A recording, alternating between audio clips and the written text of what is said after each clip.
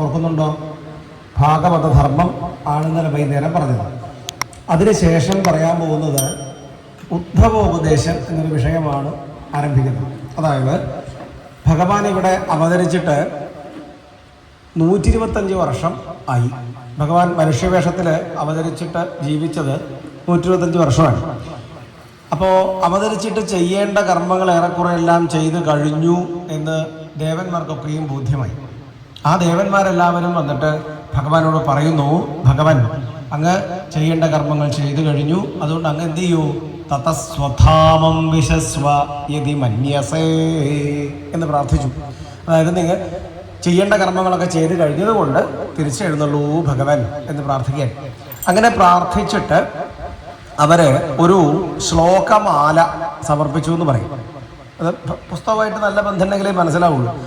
ആ ഓരോ ശ്ലോകത്തിൻ്റെയും അവസാനത്തെ അക്ഷരം കൊണ്ട് അടുത്ത വരി ആരംഭിക്കും. അങ്ങനെ ശ്ലോകമാലിക. അതും കൂടി കഴിഞ്ഞപ്പോഴേക്കും ഉദ്ധവന് കൃത്യമായിട്ട് മനസ്സിലായി ഭഗവാൻ പോവുകയായി എന്ന് മനസ്സിലായി. അങ്ങനെ ഭഗവാൻ പോവുകയായി എന്ന് മനസ്സിലായതോടുകൂടി ആ ഉദ്ധവൻ ഏകാന്തത്തിൽ ഭഗവാനെ ആശ്രയിച്ചിട്ട്, അഥവാ ഭഗവാന്റെ അടുത്തേക്ക് പോയിട്ട് ഇപ്രകാരം പറഞ്ഞു, ഭഗവാൻ അങ്ങ് പോവുകയായി എന്ന് എനിക്ക് മനസ്സിലായി. അങ്ങ് പോകുമ്പോൾ എന്തൊക്കെ ഉണ്ടാവുമെന്ന് അറിയില്ല. കാരണം എപ്പോഴും ഞാൻ അങ്ങയുടെ കൂടെ ഉണ്ടായിരുന്നു. ഭാഗവതത്തിൽ ഉദ്ധവനെ കുറിച്ച് പറയുന്നത് സന്തത സഹചാരി ആണ്. എന്താ സന്തതം എന്ന് പറഞ്ഞാൽ? എല്ലായ്പ്പോഴും ഭഗവാന്റെ കൂടെ ഉണ്ടായിരുന്ന ആളാണ് ഉദ്ധവൻ.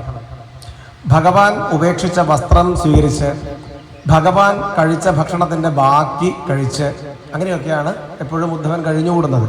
അങ്ങനെയുള്ള ഉദ്ധവന് ഭഗവാനെ പിരിയുമ്പം അപാരമായ ദുഃഖം, വേർപാടിൻ്റെ വേദന.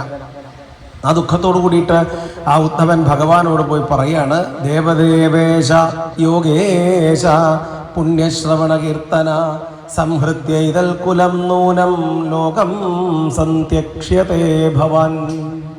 ഏതത് കുലം സംഹൃത്യ, ഈ കുലം സംഹരിച്ചിട്ട്, ഏത് കുലം? യാദവകുലം. യാദവകുലം മുഴുവൻ സംഹരിച്ചുകൊണ്ട് അങ്ങ് ഇവിടുന്ന് പോവുകയെന്ന് എനിക്ക് മനസ്സിലായി. വിപ്രശാപം സമർത്ഥ, ബ്രാഹ്മണ ശാപം ഫലിക്കാതിരിക്കില്ല, അതെന്തായാലും ഫലിക്കാൻ പോവുകയാണെന്ന് എനിക്ക് മനസ്സിലാവുന്നു. നാഹം തവ അംഘ്രികമലം ക്ഷണാർത്ഥമപി കേശവ, അങ്ങയുടെ അംഘ്രി കാല്, കമലം താമര, താമരപ്പൂ പോലെയുള്ള അങ്ങയുടെ പാദങ്ങൾ എത്ര സമയം? ക്ഷണാർത്ഥം. ക്ഷണം എന്ന് പറഞ്ഞാൽ 1 സെക്കൻഡ്, അതിൻ്റെ പകുതി എന്ന് പറഞ്ഞാൽ എത്രയാ? അത്ര പോലും എനിക്ക് അങ്ങനെ പിരിയാൻ പറ്റുന്നൊന്നുമില്ല. അതുകൊണ്ട് തെക്തും സമുത്സഹേ നാഥ സ്വധാമ നയമാമപി, എന്നെയും കൂടി അങ്ങയുടെ ധാമത്തിലേക്ക് കൊണ്ടുപോകാമോ എന്ന് ചോദിക്കുകയാണ്. ഇങ്ങനെ ചോദിക്കുന്ന ഉദ്ധവനെ കുറിച്ച് നമ്മളൊന്ന് അറിയേണ്ടതാണ്. ഉദ്ധവനെ കുറിച്ച് ഭാഗവതം പറയുന്നത് എങ്ങനെയാണ്? ഉദ്ധവോ ബുദ്ധിസത്തമ, നല്ല ബുദ്ധി സാമർഥ്യമുള്ള ആളാണ് ഉദ്ധവൻ. പറഞ്ഞ വാക്ക് ബുദ്ധി എന്നാണ്. എന്ന് പറഞ്ഞാൽ എന്താ അർത്ഥം? ചേർന്നതൊക്കെ ഒരു ഘട്ടം കഴിയുമ്പോൾ പിരിയുമെന്നും ജീവിതം മരണത്തിൽ അവസാനിക്കുമെന്നും അറിയാത്ത ആളല്ല ഉദ്ധവൻ. അതൊരു പ്രാഥമികമായ പാഠമല്ലേ? എന്നിട്ട് പോലും അത് ഉദ്ധവൻ അറിയില്ല എന്ന് വരുമോ? എന്തൊരു സങ്കടമാണ്. ഇങ്ങനെ സങ്കടപ്പെട്ട എന്താ ചെയ്യുക? ഉദ്ധവൻ പറയാണ്, ശയ്യാസന ആട്ടനസ്ഥാന സ്ഥാന ക്രീഡാസനാദിഷു, എപ്പോഴും അങ്ങയുടെ കൂടെയാണ് ഉണ്ടായിരുന്നത്. അതുകൊണ്ട് എന്നെ ഉപേക്ഷിക്കരുത് ഭഗവാൻ. ഒന്നുകിൽ അങ്ങ് പോകാതിരിക്കുക, അല്ലെങ്കിൽ എന്നെയും കൂടി അങ്ങയുടെ ധാമത്തിലേക്ക് കൊണ്ടുപോവുക എന്നിങ്ങനെ പറയാണ്. അപ്പോൾ ഒരു ചെറിയ കുഞ്ഞാണെങ്കിൽ, ചെറിയൊരു കുട്ടിയാണെങ്കിൽ എങ്ങോട്ടെങ്കിലും അച്ഛനോ അല്ലെങ്കിൽ ഒരു ഇഷ്ടപ്പെട്ട ആൾ പോകുമ്പോൾ ഇങ്ങനെ കരഞ്ഞു പറയുന്നതിൽ നമുക്ക് അത്ഭുതപ്പെടാനില്ല. കുട്ടിയുടേതായാലും മാനസികാവസ്ഥ നമുക്കറിയാം. ഇവിടെ ഉദ്ധവൻ എന്ന് പറഞ്ഞാൽ ബുദ്ധിസത്തമ, ബൃഹസ്പതിയുടെ ശിഷ്യനാണ്.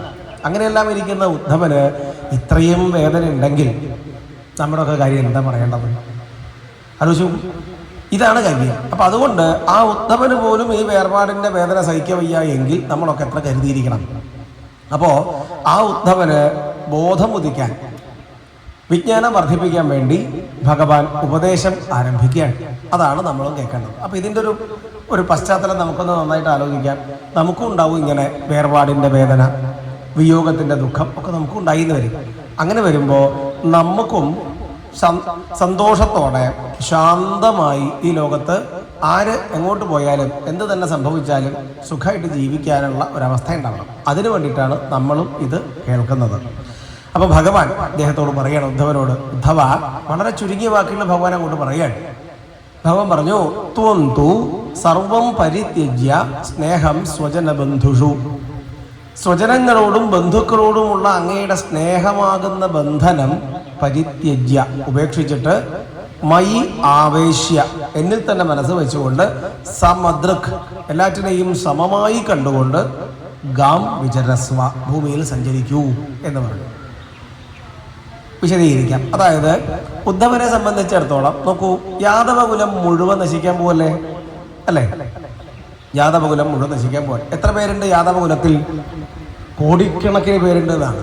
കാരണം ഇന്നലെ വൈകുന്നേരം നമ്മൾ വായിച്ചു 3 കോടിയിലധികമുണ്ട് ഗുരുനാഥന്മാരുടെ എണ്ണം. അധ്യാപകന്മാര് അഥവാ ഗുരുനാഥന്മാര് മാത്രമുണ്ട് 3 കോടിയെങ്കിൽ ബാക്കിയുള്ളവർ എത്ര പേര് കാണും? അത്രയും പേരുള്ള, അത്രയും അംഗബലമുള്ള ആ യാദവകുലം മുഴുവൻ നശിക്കാൻ പോകാൻ അവരെക്കുറിച്ച് ഉദ്ധവന് വല്ല വിഷയമുണ്ടോ? വല്ല സങ്കടമുണ്ടോ? ഇല്ല. എന്തിനെക്കുറിച്ചാണ് സങ്കടം? യാദവകുലത്തിലുള്ള ഒരാളോടാണ്, അയാൾ പിരിയുമ്പോഴാണ്, അദ്ദേഹം പിരിയുമ്പോഴാണ്, അഥവാ ആ ഭഗവാൻ പിരിയുമ്പോഴാണ് ഉദ്ധവന് വേവലാതി മുഴുവനും. അപ്പൊ ഇവിടെ വിഷയം വിയോഗമല്ല, മറിച്ച് മമതാബന്ധമാണ്, എൻ്റെ എന്നുള്ള സങ്കല്പമാണ്. ഈ എൻ്റെ എന്നുള്ള സങ്കല്പത്തിന്റെ ശക്തി വർദ്ധിക്കും തോറും ദുഃഖവും വർദ്ധിച്ചുകൊണ്ട് വരും. അപ്പോൾ മമതാബന്ധം ഉപേക്ഷിക്കൂ, എൻ്റെ എന്നുള്ള സങ്കല്പം ഉപേക്ഷിക്കൂ എന്ന് പറയാണ്. എൻ്റെ എന്നുള്ള സങ്കല്പം ഉപേക്ഷിച്ചാലുള്ള ഗുണം എന്താ? സ്വസ്ഥായിട്ടിരിക്കാം. മഹാഭാരതത്തില് വേദവ്യാസ മഹർഷി പറയുന്ന ഒരു കാര്യമുണ്ട്. ലോകത്തിലുള്ള സകല പ്രശ്നങ്ങളുടെയും കാരണം 2 അക്ഷരമാണ്. അത് മമ എന്നതാണ്.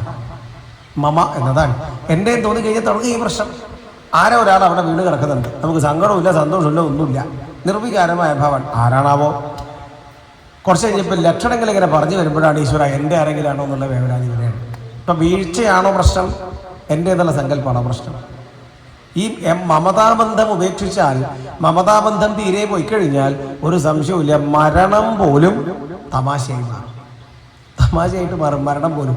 ഇപ്പം നോക്കൂ, നമ്മൾ നാട്ടിലൊരാള് 90 വയസ്സായി ആശുപത്രി കൊണ്ടുപോയപ്പോൾ ഡോക്ടേഴ്സ് പറയാണ്, ഇനി ഞങ്ങൾക്ക് കാര്യമായിട്ടൊന്നും ചെയ്യാനൊന്നുമില്ല, മരുന്നുകളോടൊന്നും ഒരു പ്രതികരണമില്ല, നിങ്ങൾ തിരിച്ച് വീട്ടിലേക്ക് കൊണ്ടുപോയിക്കോളൂ, എന്നിട്ടേ സ്വസ്ഥായിട്ടിരിക്കും, ശാന്തമായിട്ടിരിക്കും, കുടുംബത്തിലെ അംഗങ്ങളൊക്കെ ഒന്ന് വിളിച്ച് പറഞ്ഞോളൂ, വലിയ താമസമൊന്നുമില്ല എന്ന് പറഞ്ഞാൽ നമ്മളും പോയി കാണില്ലേ?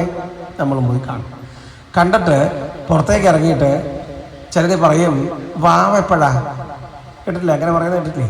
വാവ എപ്പോഴാ? വാവ അടുത്ത വെള്ളിയാഴ്ചയാണ്. എന്നാൽ അതിനപ്പുറം പോകും തോന്നില്ല. എന്ത് പോകും തോന്നില്ല? എന്തിനെ കുറിച്ചായി പറഞ്ഞത്? ഇപ്പം ഇദ്ദേഹത്തിന്റെ മരണത്തെക്കുറിച്ചാണ്. ഇദ്ദേഹത്തിന് ചെവിക്ക് കുഴപ്പമൊന്നുമില്ലെങ്കിൽ ഇയാൾ കേൾക്കുന്നുണ്ടാവും, എന്നാൽ പോലും നമുക്ക് പറയാനൊരു മടിയില്ല. അപ്പോഴാണ് മക്കൾ പറയാ മറുപടി, അതെ ഞങ്ങളും അതെ, ഇതുപോലെ തീരുമാനം. എന്ത് തീരുമാനം?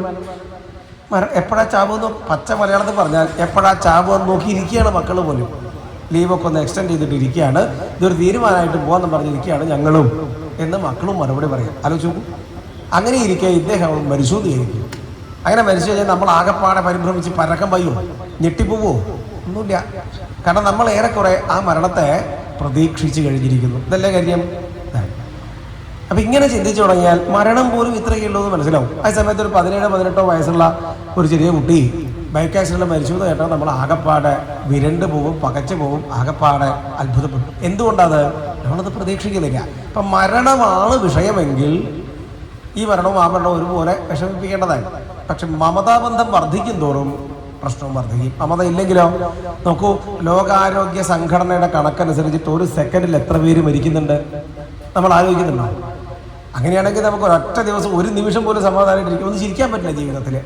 മരണത്തെക്കുറിച്ച് ആലോചിച്ചാൽ എപ്പോഴും ആൾക്കാർ എപ്പോഴും മരിച്ചുകൊണ്ടിരിക്കാൻ. അപ്പോൾ മരണമല്ല വിഷയം, എൻ്റെ എന്നുള്ള സങ്കല്പമാണ്. ഈ എൻ്റെ എന്നുള്ള സങ്കല്പം കുറഞ്ഞാൽ പിന്നെ ഒന്നുമില്ല വിഷയം. ഞാനെന്ന ഭാവം അത് തോന്നായിക വേണമിനി തോന്നുന്നതാകിൽ അഖിലം ഞാനിതെന്ന വഴി പ്രസിദ്ധമാണ്.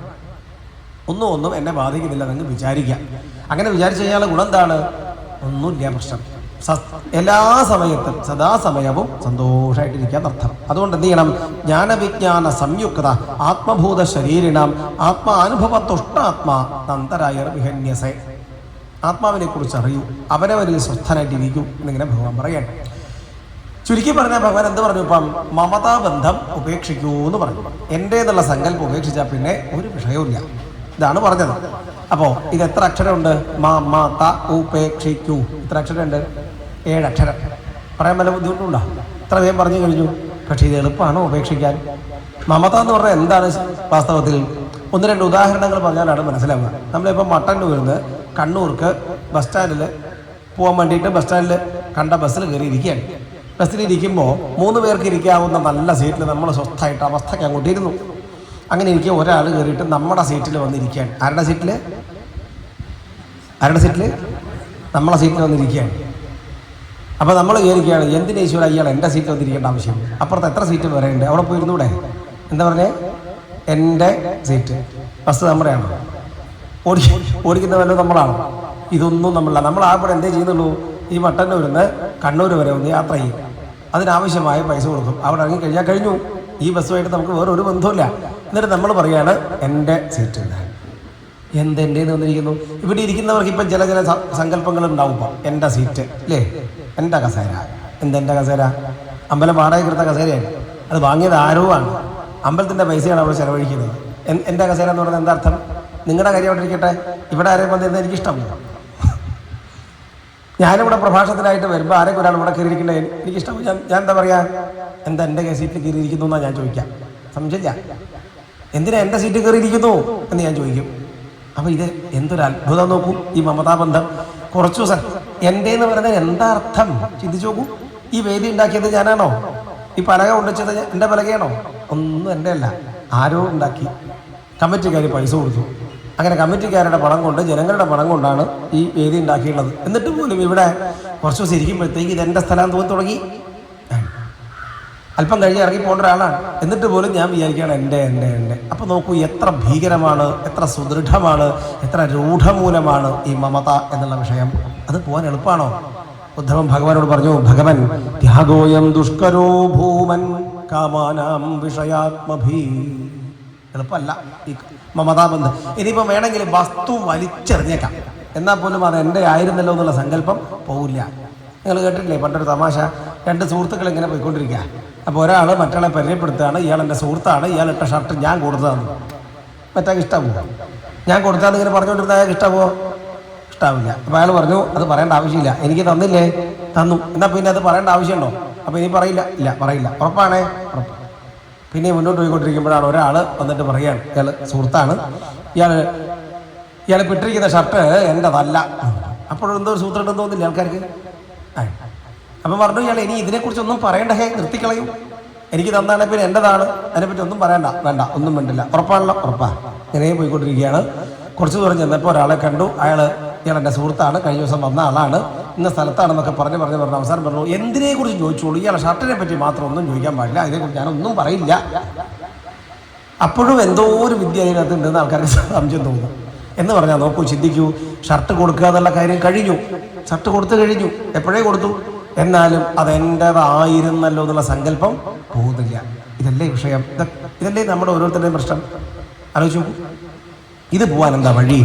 അതുകൊണ്ട് അങ്ങ് എന്ത് ചെയ്യണം? എന്നെ ഉപദേശിക്കണം. എൻ്റെ മമതാബന്ധം പോകുന്നത് വരെ എന്നെ ഉപദേശിക്കൂ എന്ന് പറയാൻ. എന്നിട്ട് പറഞ്ഞു, നാരായണം നരസഖം ശരണം പ്രപദ്യേ. നാരായണനായിക്കൊണ്ട്, നരസഖാവായ ഭഗവാനായിക്കൊണ്ട് ഇതാ നമസ്കാരം എന്ന് പറഞ്ഞു. അങ്ങനെ പറഞ്ഞ് ഉപദേശത്തിന് വേണ്ടിയിട്ട് കാതോർക്കുകയാണ് ഉദ്ധവൻ. ഇനിയാണ് ഉപദേശം. നോക്കൂ, ഇവിടെ ഈ ഉദ്ധവന് വേണ്ടി ഭഗവാൻ പറഞ്ഞതെല്ലാം നമുക്കും പ്രയോജനകരമാണ്. കാരണം ഉദ്ധവൻ്റെ അത്രയും ബുദ്ധിയുള്ള ആളില്ല നമ്മൾ ആരും. അങ്ങനെ വരുമ്പം നമുക്കും ആവശ്യം. ഇനി പറയാൻ പോകുന്നതാണ് ഭഗവാൻ ഉപദേശം. ഇത് വളരെ ശ്രദ്ധിക്കേണ്ടതാണ്. ഇങ്ങനെ ഇങ്ങോട്ട് ആവശ്യപ്പെടുന്നവർക്കാണ് ഉപദേശം കൊടുക്കേണ്ടത്. അതും വളരെ പ്രധാനമാണ്. അർജുനനും കൃഷ്ണനും എത്രയോ കാലം കൂടെ ഉണ്ടായിരുന്നില്ലേ? എപ്പോഴെങ്കിലും ഭഗവാൻ അർജുനോട് അങ്ങോട്ട് പറഞ്ഞോ, അർജുന വരൂ, കുറച്ച് ഉപദേശിച്ചു തരാം, പറഞ്ഞോ? പറഞ്ഞില്ല. അർജുനൻ ഇങ്ങോട്ട് ആവശ്യപ്പെട്ടപ്പോഴേ ഭഗവാൻ അങ്ങോട്ട് ഉപദേശം നൽകുന്നുള്ളൂ എന്നർത്ഥം.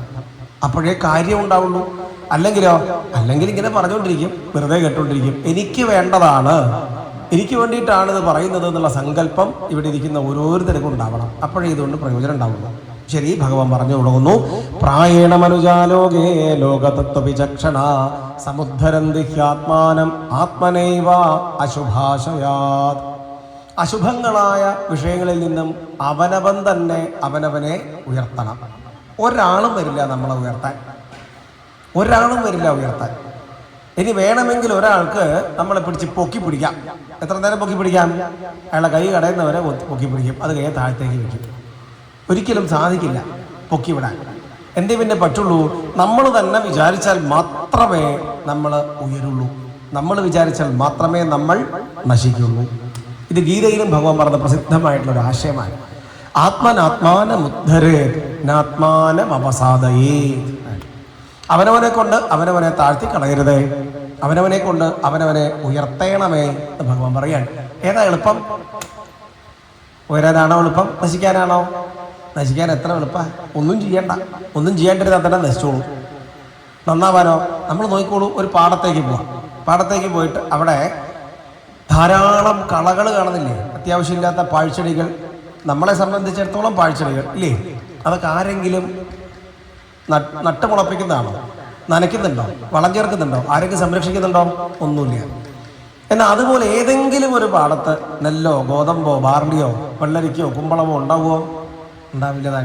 അതിപ്പം നമ്മൾ ഈ വേനൽക്കാലത്ത് കൃഷി എടുക്കാൻ പോകുമ്പോൾ കാണുന്നില്ലേ? നന്നായിട്ട് മണ്ണ് കട്ടയുടയ്ക്കണം, കൊത്തിയിളക്കണം, കട്ടയുടയ്ക്കണം, വളം ചേർക്കണം, എന്നിട്ട് വളരെയധികം ഈർപ്പമുള്ളതാക്കിയിട്ട് നനച്ച് അങ്ങനെ പാകപ്പെടുത്തി വെച്ചാൽ തന്നെ ഒരു 20 വിത്ത് മുളച്ചാൽ 20 ഒരുപോലെ മുളയ്ക്കോ? 20 മുളച്ചാൽ അത് 20ലും ഒരുപോലെ കായ ഉണ്ടാവും. എത്ര കുറവാ? കുറഞ്ഞു വരുന്ന നോക്കൂ. 20 നട്ടാൽ ചിലപ്പോൾ 10 മുളച്ചാലായി, അതിലൊരു 5 പൂവിട്ടാലായി, 2-3 കായ കിട്ടിയ ഭാഗ്യം. ഇതല്ലേ അവസ്ഥ? ഈ നന്മയും തിന്മയും തമ്മിലുള്ള വ്യത്യാസം ഇതാണ്. വളരെ കഷ്ടപ്പെട്ടാലേ നന്മ ഉണ്ടാക്കിയെടുക്കാൻ കഴിയുള്ളൂ. തിന്മ എന്ന് പറയുന്നത് അങ്ങനെയല്ല. ഒരാളും പഠിപ്പിക്കേണ്ട ആവശ്യമില്ല, ഒരാളും അത് ഉപദേശിക്കേണ്ട കാര്യമില്ല. അത് സ്വാഭാവികമായി മനുഷ്യൻ്റെ മനസ്സിൽ അങ്ങനെ വന്നുകൊണ്ടിരിക്കും. അപ്പം അങ്ങനെയുള്ളൊരു മനസ്സാണ് ഏതൊരാളുടെയും, എൻ്റെയും നിങ്ങളുടെയും എല്ലാവരുടെയും. അങ്ങനെയുള്ളൊരു മനസ്സിനെ വളരെ കരുതിയിരുന്നുകൊണ്ട് നല്ലതിലേക്ക് എപ്പോഴും പരിശ്രമിച്ച് ഉയരാൻ ശ്രമിക്കുന്നില്ലെങ്കിൽ കഷ്ടമായി തീരുന്നാൽ. മനുഷ്യജന്മം കിട്ടുക എന്ന് പറയുന്ന ഒരു അവസരമാണ്. അത് പൂച്ചയെ പോലെയല്ല, എലിയെ പോലെയോ പുലിയെ പോലെയോ ഒന്നുമല്ല. മനുഷ്യജന്മം ഒരു അവസരമാണ്. എന്തിനുള്ള അവസരം? ചിന്തിച്ചു വരാനുള്ള ഒരു അവസരം. ആ ചിന്തിച്ചു വരാനുള്ള അവസരം വേണ്ട വിധം ഉപയോഗിക്കുന്നില്ലെങ്കിൽ കഷ്ടമാണെന്ന് ഭഗവാൻ പറഞ്ഞു തുടങ്ങാൻ. അതുകൊണ്ട് എന്ത് ചെയ്യണം? അറിയാൻ ശ്രമിക്കണം എന്ന് പറഞ്ഞ് ഭഗവാൻ ആരംഭിക്കുകയാണ് 24 ഗുരുക്കന്മാരെന്നൊരു പ്രകരണം. 24 ഗുരുക്കന്മാർ, അതായത് 24 ഗുരുക്കന്മാരിൽ നിന്നും ചില പാഠങ്ങൾ പഠിച്ചെടുത്തു എന്ന് പറയാൻ പോവാൻ. ശരി, നോക്കാം. എന്താ കഥ? ഒരിക്കലും രാജാവുണ്ടായിരുന്നു, പേര് യദു മഹാരാജാവ്. മഹാരാജാവാണ്. കിരീടമുണ്ട്, ചെങ്കോലുണ്ട്, പട്ടുവസ്ത്രങ്ങളുണ്ട്. ആരെവിടെയെന്ന് ചോദിക്കുമ്പോഴത്തേക്കും അനവധി പേര് സേവിക്കാൻ വരും. ഇങ്ങനെയൊക്കെയാണ് അദ്ദേഹത്തിൻ്റെ കഥ. പക്ഷേ എന്നിരിക്കലും അദ്ദേഹത്തിന് മനസ്സിന് ശാന്തിയില്ല. നോക്കൂ, ദുഃഖം. മനസ്സിന് ശാന്തിയില്ല. നോക്കൂ, നമ്മൾ ഈ കൊട്ടാരം പുറമേ നിന്ന് നോക്കുമ്പോൾ എന്തൊരു ഭംഗി, എത്ര ഉയർന്നു പൊങ്ങി കിടക്കുന്നു, എന്തൊക്കെ സൗകര്യങ്ങൾ അതിനകത്തുണ്ട് എന്നൊക്കെ നമ്മൾ പുറമേ നോക്കുമ്പം നമുക്ക് തോന്നിയെന്ന് വരാം. പക്ഷെ അതിനകത്തെന്താ സ്ഥിതി? അതിനകത്ത് നമ്മളെപ്പോലെ ഒരു ചിന്തയുമില്ലാതെ സുഖമായി സുന്ദരമായി കിടന്നുറങ്ങാൻ പറ്റുമോ? പറ്റിയെന്ന് വരില്ല. കാര്യം അവിടെ കൊട്ടാരത്തിനകത്തുള്ള ആരെങ്കിലൊക്കെ ഉപജാപകന്മാരായി തീരുമോ? അവര് രാജ്യം തട്ടിയെടുക്കാൻ ശ്രമിക്കുമോ? ഇനി മന്ത്രിമാരാരെങ്കിലും ശത്രുക്കളെ കൂട്ടുപിടിച്ച് ആക്രമിക്കാൻ വരുമോ? ശത്രു രാജ്യങ്ങൾ അവരുടെ സൈന്യം വരുമോ? ചിന്തയാണ്. ഇങ്ങനെ ചിന്തിച്ചുകൊണ്ടിരിക്കുന്ന സ്ഥലമാണ് കൊട്ടാരം. ആ സമയത്ത് കൊച്ചു കുടിലിലോ ഒരു തരത്തിലുള്ള അല്ലലുമില്ല, അലട്ടലുമില്ല, സുഖമായിട്ട് ഉറങ്ങാൻ പറ്റും. അതുകൊണ്ടാണ് കവികൾ പറയാ, കൊട്ടാരം നിദ്രയാൽ ജാഗരം കൊള്ളുന്നു, കൊച്ചുകൂടിൽ കത്രേ നിദ്രാസുഖം. ഇനി ഉറങ്ങാൻ കഴിയുന്നവരാളെ സംബന്ധിച്ചിടത്തോളം കിടക്കുന്നത് കൊട്ടാരത്തിലാണെന്നുള്ളതുകൊണ്ട് വല്ല കാര്യമുണ്ടോ? ചിന്തിക്കൂ, 25 ലക്ഷം രൂപ കൊണ്ടുണ്ടാക്കിയ ഒരു ചന്ദനത്തിൻ്റെയും ഈട്ടിയുടെയും ഒക്കെ ഒരു കട്ടിൽ കിടക്കുന്നു, പക്ഷേ ഉറക്കം വരുന്നില്ല. പിന്നെ എന്താ കാര്യം? ആ സമയത്ത് ഒരാൾ ദേഹേണ്ട പുരയിൽ കുമ്പളത്തിൻ്റെയും വെള്ളരിക്കയുടെ ഒക്കെ ചാക്കിൻ്റെ മേലെ കിടന്നിട്ട് സുഖമായിട്ട് ഉറങ്ങുന്നു. ഉറങ്ങുന്ന ആളെ സംബന്ധിച്ചിടത്തോളം കിടക്കുന്നത് എവിടെയാണെന്നുള്ളത് വല്ല വിഷയമുണ്ടോ? അപ്പോൾ ഉറക്കം വരിക എന്നുള്ളതാണ് പ്രധാനം. കിടന്ന ഉടനെ ഉറങ്ങാൻ സാധിക്കുക, ചിന്ത ഉണരാൻ സാധിക്കുക, ഇതൊക്കെയാണ് പരമമായ ഫലം അഥവാ പ്രയോജനം. അതില്ല. ഈ രാജാവ് എല്ലാം ഉപേക്ഷിച്ച് കാട്ടിലേക്ക് പോകാൻ. കാട്ടിൽ എന്താ ഉള്ളത്? രാജാക്കന്മാരൊക്കെ എല്ലാ തരത്തിലുള്ള ദുഃഖങ്ങളും തീർക്കാൻ വേണ്ടി പ്രശ്നങ്ങൾ വർദ്ധിക്കുമ്പോൾ കാട്ടിലേക്ക് ഇറങ്ങിപ്പോയതായിട്ട് കാണാം. കാട്ടിൽ എന്താ ഉള്ളത്? കാട് നമ്മളിങ്ങനെ പറയുകയാണ്. കാട്ടിൽ പോയി കഴിഞ്ഞാൽ അവിടെ എന്തെങ്കിലും സൗകര്യം ഉണ്ടോ? ആരെവിടെ ചോദിക്കുമ്പോഴത്തേക്ക് ആരെങ്കിലും സേവിക്കാൻ വരുമോ? പട്ടുപിരിച്ച വഴിയാണോ? എന്തൊക്കെ ക്രൂരമൃഗങ്ങളുണ്ടാവും? ഇതെല്ലാമുള്ള കാട്ടിലേക്ക് അവർ ഇറങ്ങി പോകാൻ. കാരണം കാട്ടിൽ അത്യാവശ്യം സന്യാസിമാരുണ്ടാവും, മഹർഷിമാരുണ്ടാവും. അവരെടുത്ത് എന്തെങ്കിലും സംസാരിച്ചാൽ അപാരമായ ശാന്തി ലഭിക്കും. അതല്ലാതെ ഈ ഭൗതികമായ സുഖഭോഗത്തിലിരുന്നു കൊണ്ട് ഒരാൾക്കും അങ്ങനെ ഉയരാൻ കഴിഞ്ഞിട്ടില്ല. ഇതൊക്കെ ഉപേക്ഷിച്ചവരെ ലോകത്ത് വലിയ കാര്യങ്ങൾ ചെയ്തിട്ടുള്ളൂ. അതുകൊണ്ടാണ് അദ്ദേഹം ഇറങ്ങിപ്പോകുന്നത് കാട്ടിലേക്ക്. കാട്ടിൽ പോയപ്പം അത്ഭുതം എന്ന് പറയട്ടെ, ഒരു അവധൂതനെ കണ്ടു ആണ്. അവധൂതൻ? അവധൂതൻ എന്ന് പറഞ്ഞാൽ എന്താ? നമ്മൾ കേട്ടിട്ടില്ലേ വാക്ക് അവധൂതൻ? അവധൂതൻ എന്ന് പറഞ്ഞാൽ ഇങ്ങനെ പറഞ്ഞാൽ മനസ്സിലാവും. അവധൂതനും ഭ്രാന്തനും ഒരുപോലെ ഇരിക്കും, ഒരുപോലെ ഉണ്ടാവും. അവധൂതൻ മുടി മുറിച്ചു എന്ന് വരില്ല, ഭ്രാന്തനും മുടി മുറിക്കില്ല. അവധൂതൻ കുളിച്ചു എന്ന് വരില്ല, ഭ്രാന്തനും കുളിച്ചു എന്ന് വരില്ല. അവധൂതൻ ഭക്ഷണം കഴിച്ചു എന്ന് വരില്ല, ഭ്രാന്തനും അത്. ഇങ്ങനെ എല്ലാ കാര്യങ്ങളും ഏകദേശം ഒരുപോലെ ഇരിക്കും. വ്യത്യാസം ഇതാണ്, അവധൂതന് മനസ്സിൽ നല്ല നിയന്ത്രണമുണ്ട്, ഭ്രാന്തന് അതില്ല. ഇതാണ് വ്യത്യാസം. അപ്പൊ അവധൂതനെയും ഭ്രാന്തനെയും കണ്ടിട്ട് കൃത്യമായിട്ട് തിരിച്ചറിയാനുള്ള കഴിവ് നമുക്കുണ്ടായിരിക്കണം. ഇല്ലെങ്കിൽ നമ്മൾ എന്ത് ചെയ്യും? ഭ്രാന്തനെ കണ്ടിട്ട് അവധൂതനാണെന്ന് പറയും, അവധൂതനെ കണ്ടിട്ട് ചിലപ്പോൾ ഭ്രാന്തനാണെന്നും വിചാരിച്ച് പോയേക്കാം. അത് നമ്മൾ വേണം തിരിച്ചറിയാൻ. ഒരു അവധൂതൻ, യഥാർത്ഥത്തിൽ ഒരു അവധൂതൻ വന്നിട്ട് ഞാൻ അവധൂതനാണ്, എന്നെ സേവിച്ചോളൂ എന്ന് പറയുന്നില്ല. നമ്മൾ കണ്ടെത്തണം എന്നർത്ഥം. ഇവിടെ ഈ രാജാവ് കാട്ടിലൂടെ നടക്കുമ്പോഴാണ് ഒരു പാറപ്പുറത്ത് ഒരു അവധൂതൻ ഇരിക്കുന്നു. എന്താ അദ്ദേഹത്തിന്റെ കഥ? അദ്ദേഹത്തിന്റെ ഇരിപ്പിനെ കുറിച്ച് പറഞ്ഞിരിക്കുന്നത് ഇങ്ങനെയാണ്: ഗംഗംഭസ്ഥ ഇവ ദ്വീപ. ദ്വീപം എന്ന വാക്കിന്റെ അർത്ഥം ആന എന്നാണ്. എന്തുകൊണ്ടാ പേര് വരുന്നതെന്നറിയോ? രണ്ട് കൊണ്ട് കുടിക്കുന്നത്. ഇതാണ് ആനയുടെ സ്വഭാവം. എന്തൊക്കെ കൊണ്ട് കുടിക്കും? ആദ്യം തുമ്പിക്കൈ കൊണ്ട് കുടിക്കും, പിന്നെ വായിലേക്ക് ഒഴിച്ച് കുടിക്കും. പം എന്ന് പറഞ്ഞാൽ കുടിക്കുന്നത്, ദ്വി എന്ന് പറഞ്ഞാൽ രണ്ട്. ആദ്യം തുമ്പിക്കൈയിൽ വെള്ളം നിറയ്ക്കും, അത് വായിലേക്ക് ഒഴിക്കും. അതുകൊണ്ടാണ് ദ്വീപം എന്ന് പറയാ. ആന അർത്ഥം. ശരി, ഈ ആന എവിടെ ഇരിക്കുന്നു? ഗംഗാ നദിയിൽ ഇരിക്കുകയാണ്. ഗംഗാ നദിയുടെ സ്വഭാവം എന്ന് പറഞ്ഞാൽ തണുപ്പാണ്. അപ്പൊ ആനയ്ക്ക് ഏറ്റവും ഇഷ്ടമുള്ളത് തണുപ്പാണ്. അപ്പോ ഏറ്റവും തണുപ്പുള്ള ഗംഗാ നദിയില് കയത്തില് ഇരിക്കുന്ന ആന എന്ന് പറഞ്ഞാൽ അതിൽ പരം ആനന്ദകരമായിട്ടുള്ളൊരു ഇരിപ്പ് ഇല്ല. അത്ര സുഖമായിട്ടിരിക്കുകയാണ്, അത്ര സുഖം. എന്നാൽ അദ്ദേഹത്തിന്റെ കയ്യിൽ എന്തൊക്കെയുണ്ട്? അദ്ദേഹത്തിന്റെ കൂടെ എന്തൊക്കെയുണ്ട്? ഒരു വക സാധനം പോലും ഇല്ല, ഒന്നുമില്ല. രാജാവിൻ്റെ അടുത്തോ? അത് മനസ്സിൽ കാണും. ഒരു അവധൂതൻ ഇരിക്കുന്നു, രാജാവ് ഇപ്പുറത്തേക്ക് നടന്നു വരുന്നു. ഈ രാജാവ് എങ്ങനെയുള്ള ആളാണ്? സ്വർണത്തിന്റെ കിരീടം, ഗംഭീരമായിട്ടുള്ള ഉടവാള്, ചെങ്കോല്, പട്ടുവസ്ത്രങ്ങൾ, ഇതൊക്കെയാണ് രാജാവിന്റെ വേഷം. ആരും കൊതിക്കുന്നതാണെന്നൊക്കെ, ഏതൊരു മനുഷ്യനും സാധാരണക്കാരും കൊതിക്കുന്നതാണ് ഇതൊക്കെ. ഇതൊക്കെ അദ്ദേഹത്തിന് അനായാസമായിട്ട് കയ്യിലുണ്ട്. പക്ഷെ അദ്ദേഹത്തിന് ശാന്തിയില്ല. ഇവിടെ ഇരിക്കുന്ന ഇദ്ദേഹത്തിന്റെ കയ്യില്, അവധൂതന്റെ കയ്യില് ഒരു വക വസ്തുക്കളുമില്ല. പക്ഷെ അദ്ദേഹത്തിന്റെ മനസ്സിൽ അപാരമായ ശാന്തി. അത് കണ്ടപ്പോൾ സഹിക്കാൻ പറ്റുന്നില്ല രാജാവിന്. രാജാവ് ചോദിക്കുകയാണ്, അങ്ങേക്ക് എങ്ങനെ സാധിക്കുന്നു? എന്തൊരു അത്ഭുതം എന്ന് പറയണ്ടു. എങ്ങനെയാണ് അങ്ങേക്ക് ശാന്തമായിട്ടിരിക്കാൻ കഴിയുന്നത്? ഒന്ന് പറയൂ എന്നാവശ്യപ്പെടാൻ. അപ്പോഴാണ് ആ ബ്രാഹ്മണൻ ഉപദേശം ആരംഭിക്കുന്നത്. അവധൂതൻ ഉപദേശം ആരംഭിക്കുന്നു. പുസ്തകമുള്ളവർക്ക് നോക്കിയിരിക്കാം. അധ്യായം 7, ശ്ലോകം 33, 34. നോക്കിയിരിക്കണം നിർബന്ധമൊന്നുമില്ല, നോക്കിയിരിക്കാം, അത്രയേ ഉള്ളൂ. നോക്കിക്കോളൂ. ആദ്യം ഒന്ന് വായിക്കാം. 24 ഗുരുക്കന്മാർ, ഇതാണ് പറയാൻ പോകുന്നത്. അപ്പൊ ഇനി ഒരു കാര്യം കൂടി പറയട്ടെ. ഗുരു എന്ന് പറഞ്ഞാൽ എന്താ? ഗുരു എന്ന് പറഞ്ഞാൽ ആരാ? ഗുരു എന്ന് പറയുന്ന നേരത്തിൽ നമ്മുടെ മനസ്സിൽ വരുന്ന ചിത്രം ഞാൻ പറയാം. ഒരു ആൽമരം, ആ ആൽമരത്തിൻ്റെ അടുത്ത് നല്ല മനോഹരമായ വെള്ള താടി ഉണ്ടാവണം. വേണ്ടേ? താടി വേണ്ടേ? നല്ല താടി വേണം. കുറച്ച് കുട്ടികളിങ്ങനെ മുമ്പിൽ ഇങ്ങനെ ഇരിക്കണം. കൈ ഇങ്ങനെ വെക്കാനൊരു യോഗദണ്ഡ് വേണം. പിന്നെ എന്ത് വേണം? 2-3 പശുക്കുട്ടി കൂടി ഉണ്ടായ ഭംഗിയായി. ഇത്രയും വേണ്ടേ? ഇതല്ലേ ഗുരു എന്ന് പറഞ്ഞാൽ?